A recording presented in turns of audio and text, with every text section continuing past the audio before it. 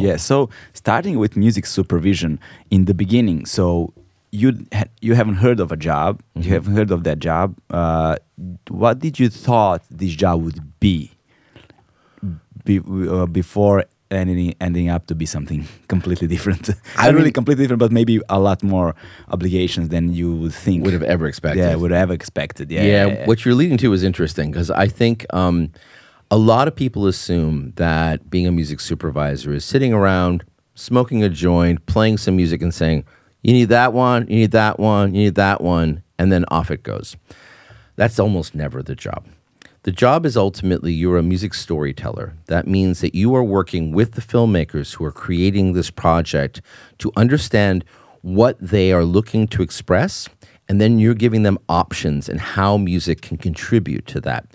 Sometimes when you have that conversation, and people may not know much about music, they might say, do we want score? Do we want to hire a composer for this? Do we want to use songs? Do we want to use more of one or the other? What type of composer? How much money do we have? How much time do we have? How do we hire the right person so we're doing the best job with the limited resources and time that we have? A lot of practical concerns. Is there a studio involved? Is there in television? Is there a network involved? How much pressure are they going to put on? Do they have expectations? So you have to almost, it's like walking into a room with a lot of different people and becoming sensitive to everybody's interests and their needs and being able to find a way to navigate the conversation towards practical solutions that everybody feels good about that allows you to now have inspired ideas that can help to bring that to close. Sometimes the inspired idea is presenting a series of composers and saying, here are the pluses and minuses of these different composers. Here are the parts that are key. And if you have let's say a director who really he's a musician and he plays guitar and he wants to hang out and his dream would be to hang out for 2 months every night going to the composers and jamming until they get a song. That's a specific personality type, right? But that's a double-edged sword, though. Double-edged sword. But for the right person, you're going to build a relationship forever because that means that that director and that composer could work for 20 years together. And if you pair them well, you know that that's going to be great. If you have a shy composer who likes to work by himself and he has the director coming in night after night, it's going to be a nightmare. And at some point, that relationship will break down. Now you have a new problem that you have to fix, right? Yeah. Replacing the composer or figuring out how to patch things up between the two of them. It's like being a therapist. So you really have to think these things through. Sometimes it's a situation where somebody has a big expensive score, they like having big orchestral things, but they don't have money for it. And then it's like, okay, how do we make it sound like a big score without having 30 instruments involved? Is there a union involved? Is there a requirement to have it be a union production? That means that every player is paid union fees and dues. That can be very expensive, but it can also bring in great players, and it can be a fantastic way of also supporting musicians who spent their lives perfecting their craft. And the unions allow them to continue to do that work. If you have the budget and it's a union project, you have to know what that means and how to do that. I worked recently on a project with Carter Burwell, who's an incredible composer. And to listen to him in the music spotting sessions, working with Greg Daniels, who was an incredible showrunner and a writer, who had never really worked with music in the same way before.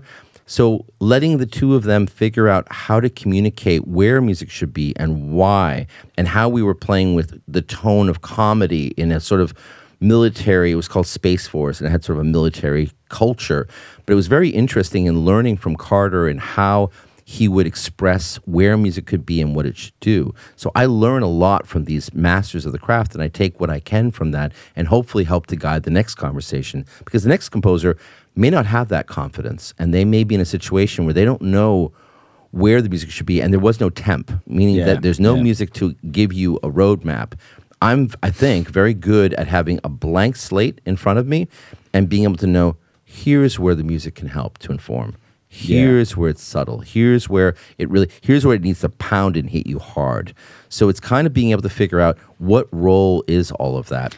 Yeah, so this is the point of the conversation where we have to be really careful, because there are two things that on surface they look similar, but they come very different. One is something that looks simple, and the other something that looks banal. Banal is not a point. We're not gonna talk about that. It's but simple things are usually very hard to make simple. 100%. Very hard to make simple. So music supervision on the surface looks like a simple thing to do. And when it works well, it seems effortless. It seems effortless and seamlessly blend in, and everything is done so well, and everybody's happy, and nobody is paying attention at all. 100%. 100%. Yeah. But in order to be like that, there's so many different moving parts that once you open the hood, open the lid, underneath there's so many things going on. And this is why I say that you need to be careful. For example, the way I see it, you have to work with director, you have to work with editors, you have to be during the creative process, sometimes during the process of making scenarios, sometimes developing a character, developing a storyline, developing atmosphere, finding a perfect soundtrack, working with score. So, you know, to help them, emphasize them, or sometimes you have to learn when not to have music. 100%. How to exploit the silence. Yep. Sometimes you have to add to a scene. Sometimes you take from the scene. Sometimes you have to find a certain part. Sometimes, and then there's a business part of it. Yep. Which songs, the clearing of the song, the budget for those songs, and what I personally like the best, what I personally like the best is finding a song that's not really popular, and through this popular show makes it incredibly popular. Yeah.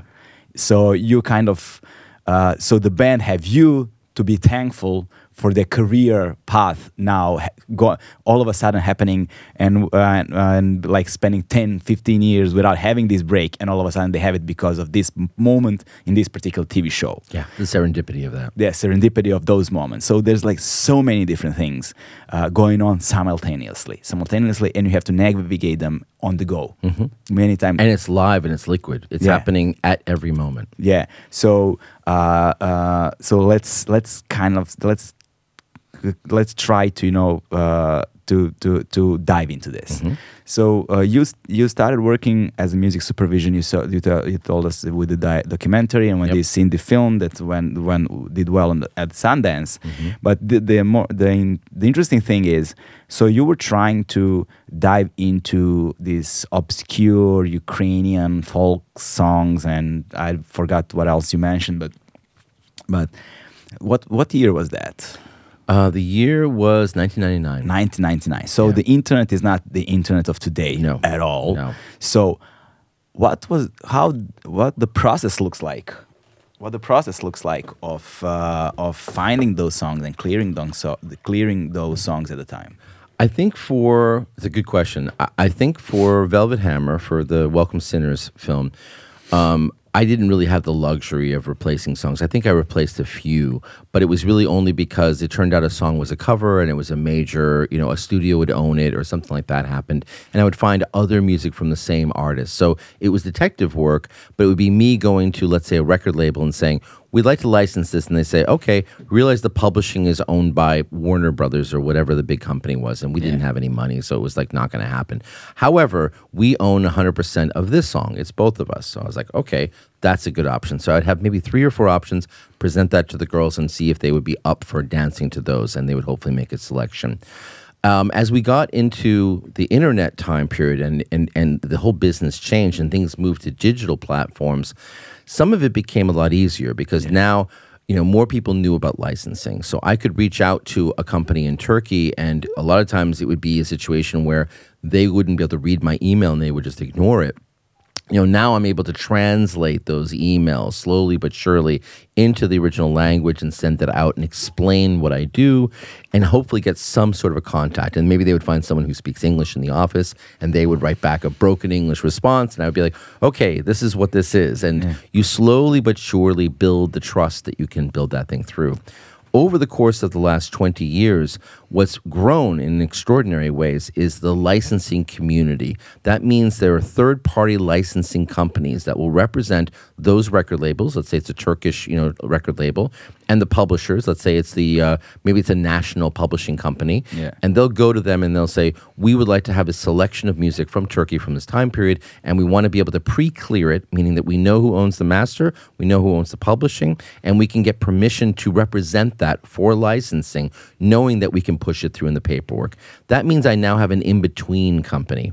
And as this whole field has grown and more people, especially as people don't sell plastic anymore, right? You don't have a $20 CD for a $1 piece of plastic. You now have a business model problem. So people need to find new ways of bringing money in. Licensing has become a focal point for them. Also, there's anecdotally moments like you just mentioned earlier. There are situations where an unknown artist is licensed in the context of a TV show, and suddenly they get a lot of attention from it. And now that we live in the social media age, it means that people can talk about it and promote it. And it's a way of really taking what could be a small thing, a little bit of money from a small TV show, to become a big thing, because now everybody is interested. You have something to talk about. You get tours based upon these things. A lot can build from that. So at that time, these in-between companies, these licensing companies, became really great resources for us, because we could now go to them and say, I'm looking for Turkish psychedelic rock from 1973 to 1976. I want female vocals, and I want it to have a little tinge of sadness to it. Yeah. That's an interesting thing. So now I can say, I think that's the vision of what I'm looking for. And it's surprising of how much interesting music comes into you.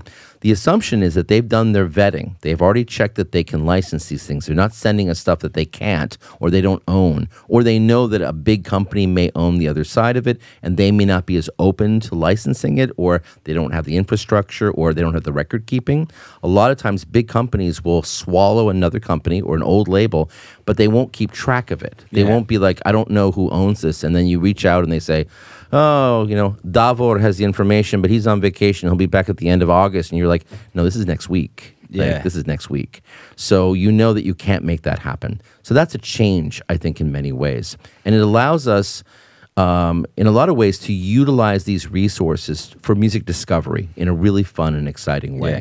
The thing that happened to me more often than not is, for example, you find music and then, let's say, the original composers and artists, authors are deceased. Yep. They've been in dispute. Yep. The record label they were published is gone. It's merged with something else. Then this one was sold to the other one. So it changed hands many times. Yep. Paperwork is lost. Yep. The dispute is going on. And then this song those songs are kind of somewhere in the ether, somewhere in the ether, and there's nothing you can do about it. No. Just nothing you can do about it. But then you run into things like territory, time limits, stuff like that. You're like, oh my God, how much? And it turns out, if you want to put certain kind of music in whatever you do, it turns out quite often the music costs more than your film. 100%. 100%. The music costs more than a film. This is why, like, having someone like you, someone who has a deep knowledge and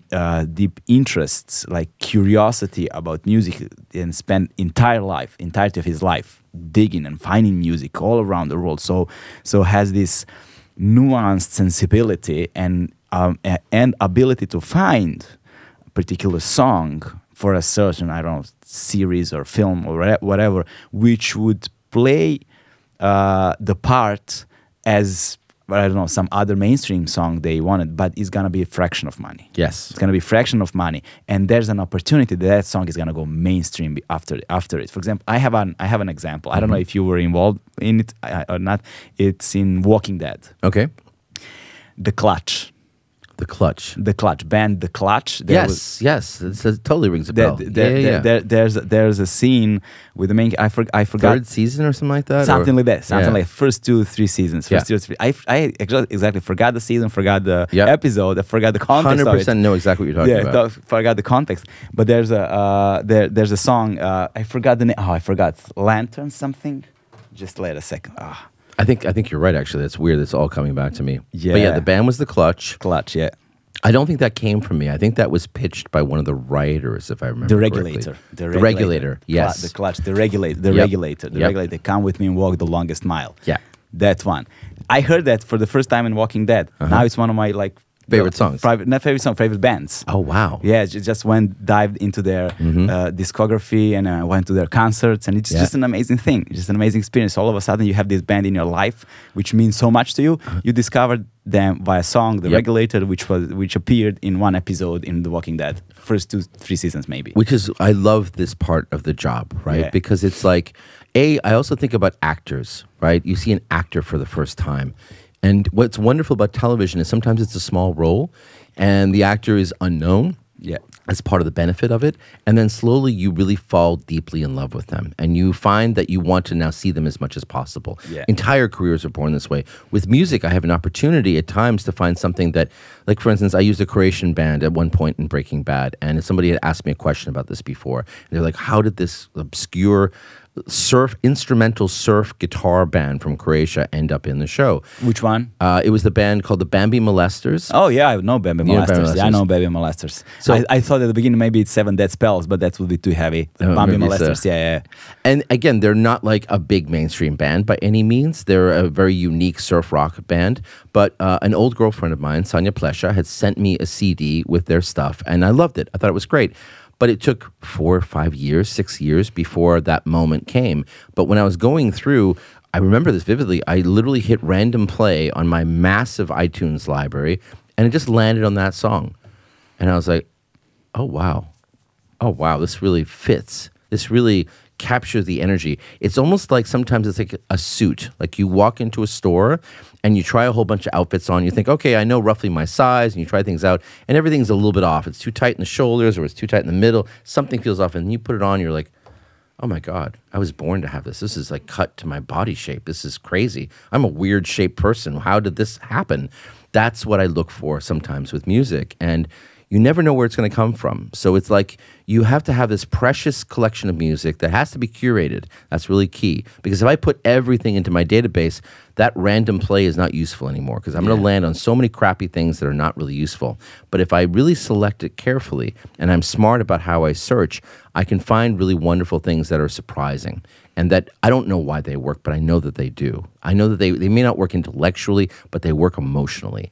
And that's really what we're doing. We're doing emotional storytelling where sometimes it's a surprising choice. And then for you, a band like The Clutch, which may not be that well known, suddenly becomes one of the favorite bands because in that moment, that song fit like a glove and it gave you an insight into what makes that band special. Yeah. And that was a worthy investment because when you went to see them live, they were awesome. Yeah, and the best part about it was like that particular song doesn't even fit in their regular repertoire of songs. Like they used to play it for a long time, but if you listen to their catalog, their music is quite a bit different than that particular song. But that was my entry ticket. That one was my entry ticket. Yes, the door. The door. Then I listened to Electric Worry song, but not talk about Clutch anymore. So, but there's also another thing that I have noticed because I've spent some time in editing rooms, doing a bunch of documentaries and stuff. And one thing I've noticed, sometimes I find those music libraries helpful. Yeah. Sometimes I just hate them. Sure. Sometimes I want to put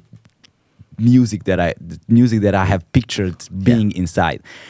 And then you run into problems with, clearing ownership and stuff like that, especially in this region where now things have moved forward, as you said, but it's taking a while. Wow, 10 years ago it was nothing, just impossible task. So people would be like, why don't you put some local bands? Like, trust me, you don't want to have any conversation with local bands about using their music. Yeah, when he starts talking to his ex-girlfriend again and they can agree on the songwriting splits, that's when we can start talking again. But and that's not with their happen. ex-manager and with their whatever, There's 15 people who don't talk anymore, and and they all have to agree. Yeah. Good luck.